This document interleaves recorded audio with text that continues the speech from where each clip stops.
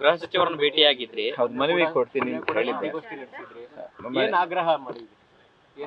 ಏನಂದರೆ ಆ ಬಿಟ್ಕಾಯಿನ್ ಬಗ್ಗೆ ಮತ್ತು PSI ಸೆಲೆಕ್ಷನ್ ಬಗ್ಗೆ ಆಗಿರ್ತಕ್ಕಂಥ ಬಗ್ಗೆ ಒಳ್ಳೆ ರೀತಿಯ ಎನ್ಕ್ವೈರಿ ಪೂರ್ಣ ಮಟ್ಟದಲ್ಲಿ ಆಗಿಲ್ಲ ಅನ್ನೋದು ನಮ್ಮ ಅಭಿಪ್ರಾಯ. ಇನ್ನೂ ಕೂಡ ತನಿಖೆಗೆ ಒಳಪಡ್ತಕ್ಕಂಥದ್ದು ಅಗತ್ಯ ಇದೆ. ಆ ಸಂದರ್ಭದಲ್ಲಿ ಇವರೇ ಮಂತ್ರಿಗಳಾಗಿದ್ದು DIG ಲೆವೆಲ್ನವರೇ ಜೈಲಿಗೆ ಹೋಗಿದ್ದಾರೆ. ಮತ್ತು ಸಾಕಷ್ಟು ಹಣ ತೀರ್ಥಹಳ್ಳಿ ಕ್ಷೇತ್ರದಲ್ಲಿ ಓಡಾಡ್ತಾ ಇತ್ತು ಅವರ ಮಂತ್ರಿ ಆದಮೇಲೆ. ಸೊ ಎಲ್ಲೋ ಒಂದು ಕಡೆ ಒಂದು ಲಿಂಕ್ ಇದೆ ಅಂತಕ್ಕಂಥದ್ದು ಒಂದು. ಮತ್ತು ಸೂಪರ್ಫಿಷಿಯಲ್ ಆಗಿ ನಾನು ಹೇಳೋ ಬದಲಿಗೆ ಒಂದು ನೇರವಾದ ತನಿಖೆ ಒಳಪಡಿಸಿ ಅಂತಕ್ಕಂಥ ನಮ್ಮ ಆಧಾರ. ಕಾರಣ ನಮಗೆ ಡೌಟ್ ಬರೋಕ್ಕೆ ಕಾರಣ ಏನಂದರೆ ಅವ್ರದ್ದೇ ಮುಖ್ಯಮಂತ್ರಿ ಇದ್ದಾಗ, ಅವರೇ ಹೋಮ್ ಮಿನಿಸ್ಟರ್ ಆಗಿದ್ದಾಗ ಪೂರ್ಣ ರೀತಿಯ ತನಿಖೆ ಒಳ್ಳೆ ರೀತಿಯಲ್ಲಿ ನಡೆಯುತ್ತೆ ಅನ್ನೋ ಬಗ್ಗೆ ನನಗೆ ಭರವಸೆ ಇಲ್ಲ. ತನಿಖೆ ಆಗಲಿ, ಸ್ವಲ್ಪ ಅವ್ರ ಪಾತ್ರ ಇಲ್ಲ ಅಂದರೆ ಒಳ್ಳೇದಲ್ಲ. ಇಟ್ಸ್ ವೆರಿ ಗುಡ್, ಅವ್ರ ಪಾತ್ರ ಇಲ್ಲ ಅಂತ, ಆದರೆ ಆಗಬೇಕು ಅನ್ನೋದು ನಮ್ಮದು. ಯಾಕೆಂದರೆ ಅಲ್ಲಿ ಅವರ ಮಗ ಇನ್ನೊಬ್ಬರು ಕಾಂಟ್ರಾಕ್ಟರ್ ಜೊತೆಗೆ ಒಂದು ಜಮೀನು ಕೊಂಡ್ಕೊಂಡಿದ್ದಾರೆ.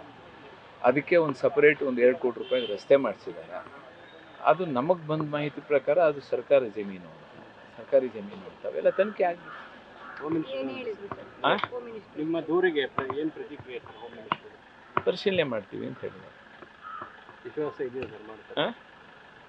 ಅಲ್ಲ, ನಮ್ಮ ಮಂತ್ರಿಗಳ ಮೇಲೆ ನಮಗೆ ವಿಶ್ವಾಸ ಇದ್ರೆ ನಾನು ನಿಮ್ಮ ಮೇಲೆ ವಿಶ್ವಾಸ ಇಟ್ಕೊಳ್ಳೋದು. ನಾನು ಇಟ್ಕೊಂಡಿದ್ದೀನಿ. ಅದು ಬಿಜೆಪಿನ ಕೇಳ್ತಿರೋದು ರಾಜಕೀಯ ದ್ವೇಷಕ್ಕೋಸ್ಕರ ಮಾತ್ರ ಇವರು ಹುಡುಕಿ ಪ್ರಕರಣಗಳ ಬಗ್ಗೆ ನೋಡಿ ಮಾಧ್ಯಮದವರು ಕೇಳೋ ಪ್ರಶ್ನೆ ಕರೆಕ್ಟ್ ಇದೆ.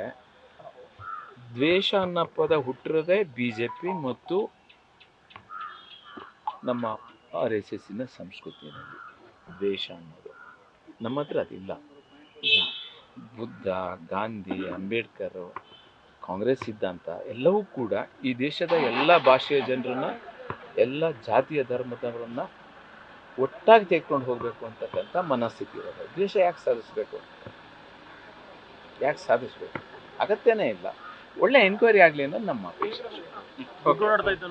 ಏನು ಹೇಳಿ? ಕ್ಷೇತ್ರದಲ್ಲಿ ಗೃಹ ಸಚಿವರಾಗಿದ್ದಾಗ ಸಾಕಷ್ಟು ದುಡ್ಡು ಓಡಾಡ್ತಾ ಇತ್ತು ಅಂತ ಹೇಳಿದ್ರು. ಅದಕ್ಕೆ ನಮ್ಮ ಅನುಮಾನ. ಯಾಕೆಂದ್ರೆ ತೀರ್ಥಹಳ್ಳಿಗೆ ಸಂಬಂಧಪಟ್ಟವರು ಇಲ್ಲೊಂದು ಹೊಸ ಇನ್ವೆನ್ಷನ್ ಮಾಡಿದ್ರು. ದುಡ್ಡು ಹೇಗೆ ಮಾಡಬೇಕು ಅನ್ನೋದು ಹೇಳ್ಕೊಡೋ ಪಾಠ. ಆ ಪಾಠದವ್ರ ಜೊತೆಗೆ ಇವ್ರ ಕಡೆಯವರು ಒಬ್ರು ಅಲ್ಲಿದ್ರು. Whether he is having a partnership or outside investment ಅನ್ನೋದು ನಮಗೆ ಗೊತ್ತಿಲ್ಲ. It should be investigated properly ಅನ್ನೋದು ನಮ್ಮ ಅವ್ರ ಪಾತ್ರ ಇದೆ ಅಂತ ನಾನು ಹೇಳಲ್ಲ. ಅವ್ರ ಅವಧಿನಲ್ಲಿ ಆಗಿರ್ತಕ್ಕಂಥ ಘಟನೆಗಳು ತನಿಖೆ ಮಾಡಿದಾಗ ಹೇಳ್ಬೋದು. ನಾನೇನು ಇನ್ವೆಸ್ಟಿಗೇಷನ್ ಆಫೀಸರ್ ಅಲ್ಲ. ಬಟ್ ನಮಗೆ ಅನುಮಾನಗಳಿದೆ.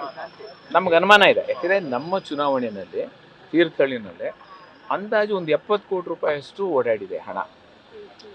ಕೆಲವು ಗ್ರಾಮ ಪಂಚಾಯತ್ ಸದಸ್ಯರಿಗೆ 2 ಲಕ್ಷ ರೂಪಾಯಿ ಆಫರ್ ಮಾಡಿದ್ದಾರೆ.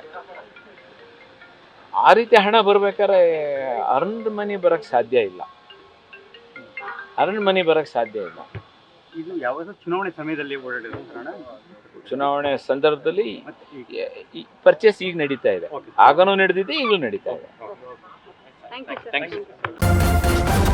ನ್ಯೂಸ್ ಫಸ್ಟ್ ನಿರ್ಭೀತಿಯಿಂದ ನಿಮ್ಮ ಪರವಾಗಿ.